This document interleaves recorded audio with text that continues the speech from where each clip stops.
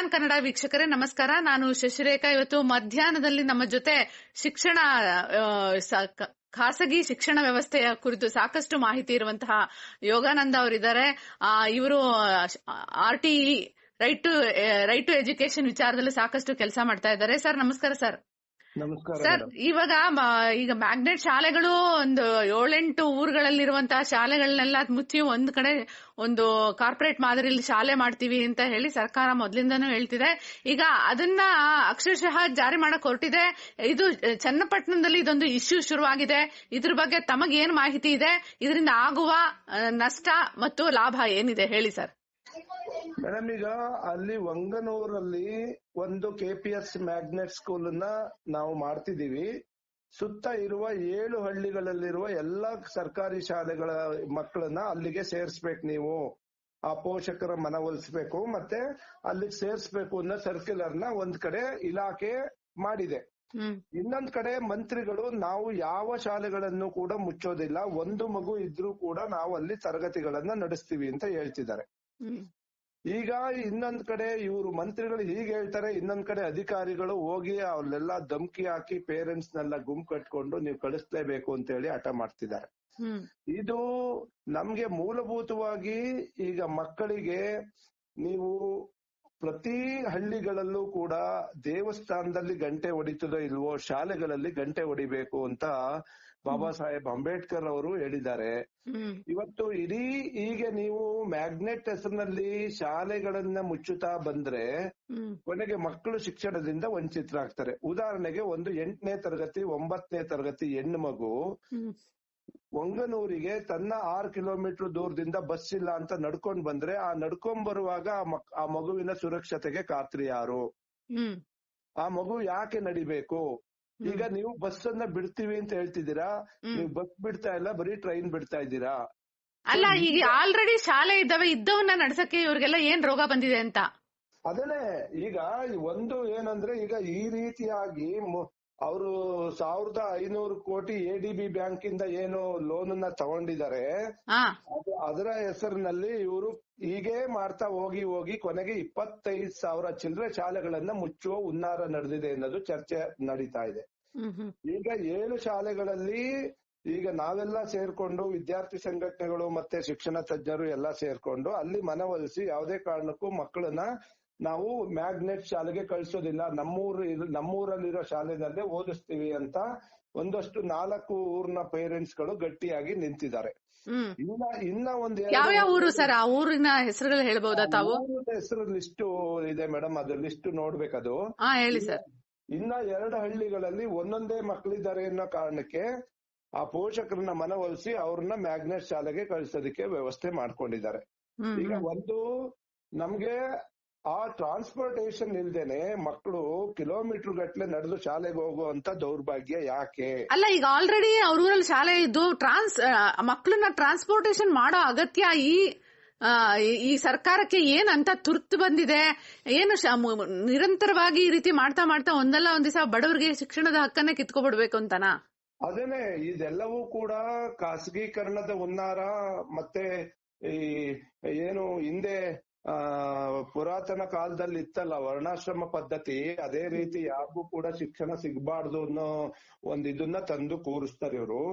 ಇವತ್ತು ಗ್ರಾಮೀಣ ಪ್ರದೇಶದಲ್ಲಿ ಆ ಊರಲ್ಲಿರೋ ಶಾಲೆಗೆ ಮಕ್ಕಳನ್ನ ಕರ್ಕೊಂಡ್ ಬರೋದೇ ಅರಸಾಸ ಆಗಿದೆ. ಇನ್ನ 3, 4, 5, 6 ಕಿಲೋಮೀಟರ್ ನೀವು ನಡ್ಕೊಂಡೋಗಿ ಅದ್ರಲ್ಲೂ ಇವಾಗ ಅವರೇ ತಂದು ಗಾಡಿಲಿ ಬಿಡ್ಬೇಕು ಅಂದ್ರೆ ಪೆಟ್ರೋಲ್ ಬೆಲೆ ಗಗನಕ್ಕೇರಿದೆ ಮೇಡಮ್. ಪೆಟ್ರೋಲ್ ಹಳ್ಳಿಗಳಲ್ಲಿ ನಿಮ್ಗೆ ಎಲ್ಲಾರ ಹತ್ರ ಗಾಡಿಗಳಿರಲ್ಲ ಮೇಡಮ್. ಎಲ್ಲಾರ ಹತ್ರ ಗಾಡಿಗಳಿಲ್ಲ, ಪ್ರತಿ ಮನೆಯಲ್ಲೂ ಗಾಡಿಗಳಿದೆಯಾ? ಇಲ್ಲ. ಅವ್ರು ಹೊಲ ಜಮೀನಲ್ಲಿ ಕೆಲಸ ಮಾಡಕ್ಕೆ ಟೈಮ್ ಸಾಕಾಗಲ್ಲ. ಇನ್ನು ಮಕ್ಳನ್ನ ಕರ್ಕೊಂಡ್ ಬರೋದು ಪಿಕಪ್ ಮಾಡೋದು ಏನ್ ಸಿಟಿನ ಇದು? ಆತರ ಎಲ್ಲ ಮಾಡೋದಿಕ್ಕೆ ಇದು ಸಾಧ್ಯ ಇಲ್ಲ. ಒಟ್ಟಾರೆಯಾಗಿ ಸರ್ಕಾರ ಒಂದು ಸ್ಪಷ್ಟ ನಿರ್ಧಾರವನ್ನ ಮಾಡಬೇಕಾಗ್ತದೆ. ಅಲ್ಲ, ಸರ್ಕಾರ ನಡೆಸ್ತಾ ಇರೋದು ಈ ಅಧಿಕಾರಿ ಯಾರು ಸರ್? ಈಗ ನೀವು ಈ ಆದೇಶವನ್ನು ಹೊರಡಿಸಿರೋರು ಯಾರು? ಅಧಿಕಾರಿ ನಡೆಸ್ತಾ ಇರೋದ ಸರ್ಕಾರ.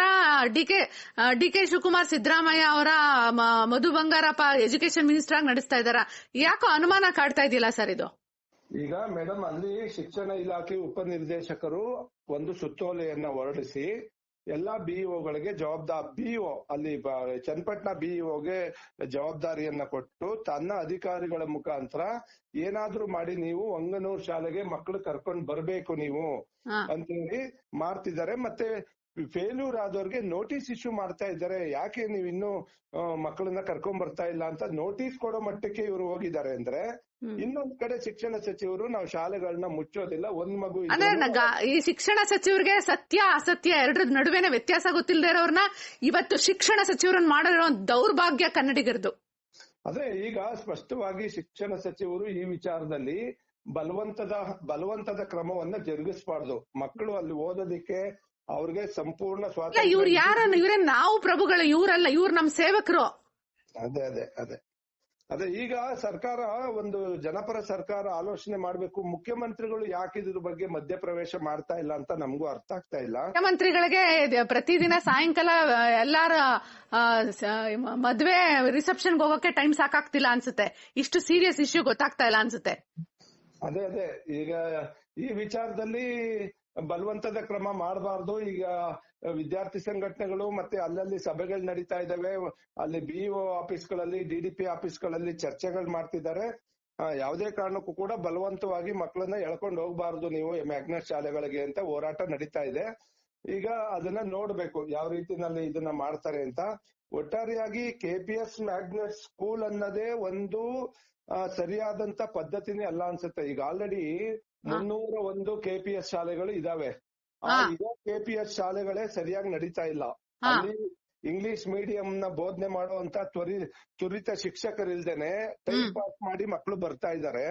ಅವ್ರಿಗೆಲ್ಲ ಟ್ರೈನಿಂಗ್ ಇಲ್ಲ. ಅವರೆಲ್ಲ ಆ ಕಾಲದಲ್ಲಿ SSLC ಮಾಡಿ ಅದ್ರ ಮೇಲೆ TCH ಮಾಡ್ಕೊಂಡು ಈಗ ಶಿಕ್ಷಕರಾಗಿರೋರು. ಅವ್ರಿಗೆ ಇಂಗ್ಲಿಷ್ ಮಾಧ್ಯಮದಲ್ಲಿ ಎಲ್ಲವನ್ನ, ಗಣಿತವನ್ನ ಮತ್ತೆ ವಿಜ್ಞಾನವನ್ನ, ಇದೆಲ್ಲ ಸಮಾಜವನ್ನ ಬೋಧನೆ ಮಾಡೋದಕ್ಕೆ ಯಾವುದೇ ತರದ ತರಬೇತಿ ಕೂಡ ಇಲ್ಲ. ಆದ್ರೂ ಕೂಡ ಇವರು ಇಂಗ್ಲಿಷ್ ಮೀಡಿಯಂ ಮಾಡ್ತೀವಿ ನಾವು, KPS ಮ್ಯಾಗ್ನೆಟ್ ಅಂದ್ರೆ ನಾವು ಸೆಳಿತೀವಿ ಮಕ್ಕಳನ್ನ ಅನ್ನೋ ರೀತಿನಲ್ಲಿ ಹೇಳ್ತಾರೆ. ಆದ್ರೆ ಬಲವಂತದಲ್ಲಿ ಮಕ್ಕಳನ್ನ ಎಳ್ಕೊಂಬರೋ ಇನ್ನೊಂದ್ ತಾವ್ ಹೇಳ್ತಿದ್ರಿ ಈ ಮ್ಯಾಗ್ನೆಟ್ ಶಾಲೆ ತೆರಿಲೇಬೇಕು ಅಂತ ಇವ್ರಿಗೆ ಒತ್ತಡ ಹಾಕ್ತವ್ರು ಯಾರೋ. ಆಮೇಲೆ DK ಶಿವಕುಮಾರ್ ಮಗಳು ನೀವಾಗ್ಲೇ ಹೇಳ್ತಾ ಇದ್ರಿ ಈ ಶಾಲೆಗಳಿಗೆ ಎಲ್ಲಿಂದ ಲೋನ್ ಬಂದಿದೆ, ಈ ಮ್ಯಾಗ್ನೆಟ್ ಶಾಲೆ ತೆರಿಲೇಬೇಕು ಅಂತ ಯಾಕೆ ಇವ್ರು ಒಪ್ಕೊಂಡಿದ್ದಾರೆ? ಈಗಾಗ್ಲೇ ಶಾಲೆ ಇತ್ತು, ಇವ್ರು ಒಪ್ಕೊಳಕ್ ಕಾರಣ ಏನು? ನೀವು ಗುರುತಿಸಿರುವ ವೈಜ್ಞಾನಿಕ ಕಾರಣಗಳು ಸರ್. ಈಗ ಅವರು madam ADB Asian development bank ಇಂದ 2500 ಕೋಟಿ ಸಾಲವನ್ನ ತೆಗೆದುಕೊಂಡು ಇವರು ಈ ರೀತಿಯಾಗಿ ಮ್ಯಾಗ್ನೆಟ್ ಶಾಲೆಗಳನ್ನ ಮಾಡೋದಿಕ್ಕೆ ಹೊರಟಿದ್ದಾರೆ.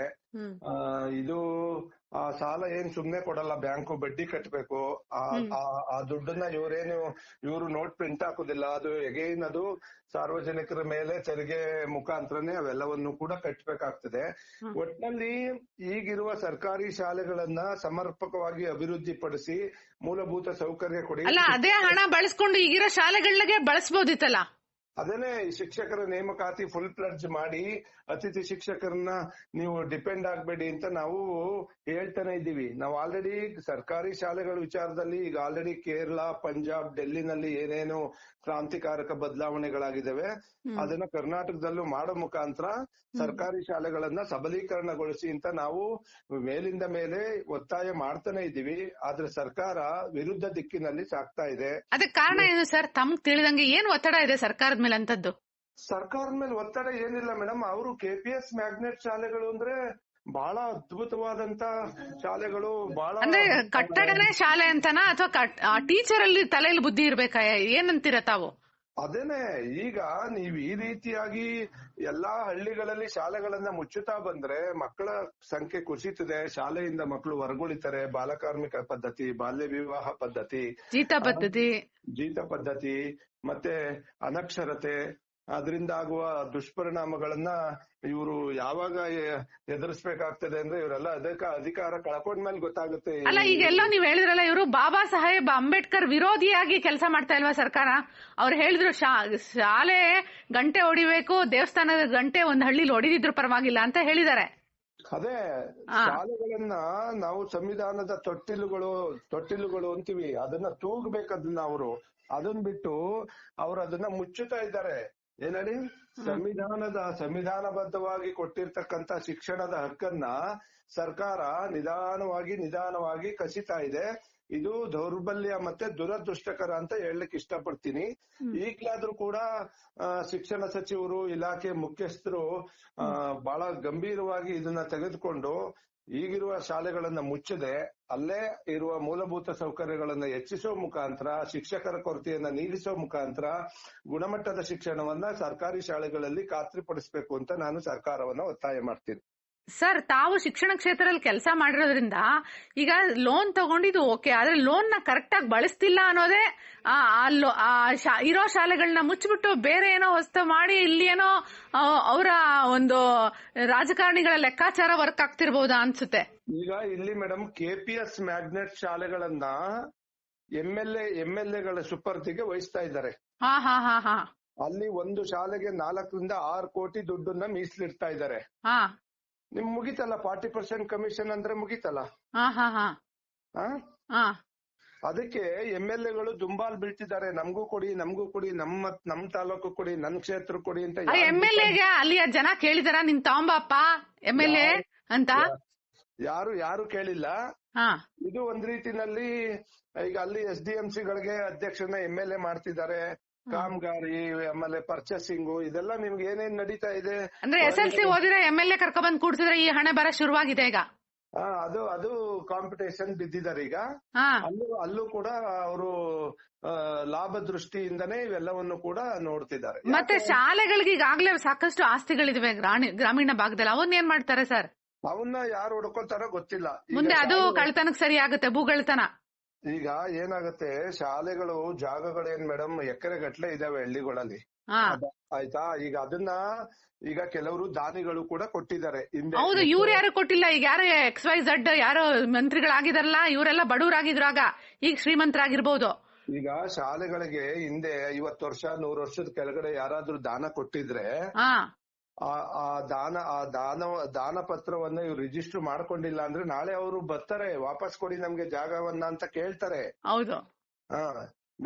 ಈಗ ಅದಕ್ಕೆ ತರಾತುರಿನಲ್ಲಿ ಎಲ್ಲವನ್ನು ಕೂಡ ಇವರು ಜಾಗವನ್ನ ಖಾತೆ ಮಾಡ್ಕೊಳ್ಳೋದಕ್ಕೆ ಸರ್ಕಾರದ ಹೆಸರಿಗೆ ತರಾತುರಿಯಲ್ಲಿ ನಿಂತಿದ್ದಾರೆ. ಇದೆಲ್ಲ ಒಂದ್ ಕಡೆ ಇದು ಬೇರೆ ಸರ್ಕಾರದ ಹೆಸರು ಮಾಡಿದ್ಮೇಲೆ ಆಮೇಲೆ ಕನ್ಸರ್ನ್ MLA ಎಲ್ಲರೂ ಸೇರ್ಕೊಂಡು, ಅಧಿಕಾರಿಗಳು ಸೇರ್ಕೊಂಡು ಹಬ್ಬದ ಊಟ ಮಾಡ್ಬಿಡ್ತಾರೆ. ಎಲ್ಲ ಏನ್ ಬೇಕಾದ್ರೂ ಮಾಡೋ ಸಾಧ್ಯತೆಗಳು ಇರ್ತವೆ. ಇದು ಓಪನಿಂಗ್ ಶುರುವಾಗಿದೆ ಈಗ ಚನ್ನಪಟ್ಟಣದಲ್ಲಿ ಆದೇಶವೇ ಕೂಡ ಆಗಿದೆ. ಈಗ ಅಲ್ಲಿ ಬಹಳಷ್ಟು ಹೋರಾಟಗಳು, ಸಿವಿಕ್ ಸೊಸೈಟಿ ಆರ್ಗನೈಸೇಷನ್ಸ್ ಬಹಳ ಹೋರಾಟಗಳು ನಡೆಸ್ತಾ ಇದ್ದಾರೆ. ಈಗ ಅಲ್ಲಿ ಯಾವುದೇ ಜನ ಸರ್, ಈಗ ಮಕ್ಕಳು ಶಿಕ್ಷಣಕ್ಕೆ ಕುತ್ತಂದಿದಾರಲ್ಲ, ಲಕ್ಷ ಜನ ಯಾಕೆ ಬೀದಿಗಿಳಿತಾ ಇಲ್ಲ ಸರ್? ಚನ್ನಪಟ್ಟಣ ತಾಲೂಕು ಇಡೀ ತಾಲೂಕು ರಾಮನಗರದಲ್ಲಿ ಇರ್ಬೇಕಾಗಿತ್ತಲ್ಲ, ಎಲ್ಲಿದ್ದಾರೆ ಕುಮಾರಸ್ವಾಮಿ ಅವರು? ಅದೇ ಅವರು ವಿಷಯ ಗೊತ್ತಾಗಿದೆಯೋ ಇಲ್ವೋ ಗೊತ್ತಿಲ್ಲ ಅವ್ರಿಗೆ. ಸಾಕಷ್ಟು ಮಾಹಿತಿಯನ್ನ ಕೊಟ್ಟಿದ್ದೀರಾ ಸರ್. ಮತ್ತೂ ಅಪ್ಡೇಟ್ಸ್ ಮಾತಾಡ್ತಾ ಇರೋಣ. ವಾರಕ್ಕೊಂದು ಶಿಕ್ಷಣ ವಿಚಾರಗಳನ್ನ ಮಾತನಾಡೋಣ ಸರ್. ಧನ್ಯವಾದಗಳು. ನಮಸ್ಕಾರ. ನಮಸ್ಕಾರ ಮೇಡಮ್.